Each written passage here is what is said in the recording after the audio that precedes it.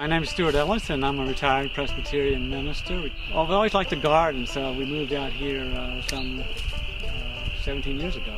I started keeping bees probably 30 years ago when our boys were in Cub Scouts. They produce something that's really good to eat and sweet.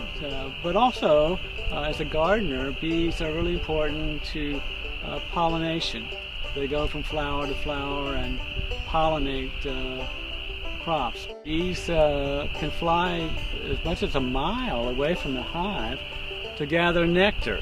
And bees really don't care about pollinating. They happen to gather pollen as they're going from flower to flower, and so the pollen gathering is secondary to gathering the nectar. They get the nectar, they bring it back to the hive. It's in a real liquid form, and then they evaporate it. They fan it a little with their wings. They'll fan it until it concentrates down to become honey like you find at the store or that you can harvest yourself.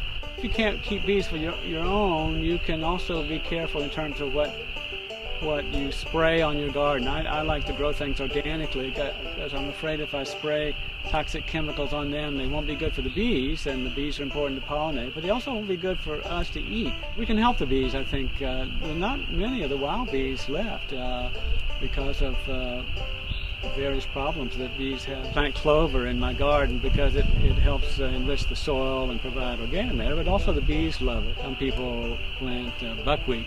And buckwheat, when it blooms, the bees just kind of go all over. Some of the flowers that I like are like lantana or sunflowers. Just been fascinated with what bees do. They're serving a very important function in the world.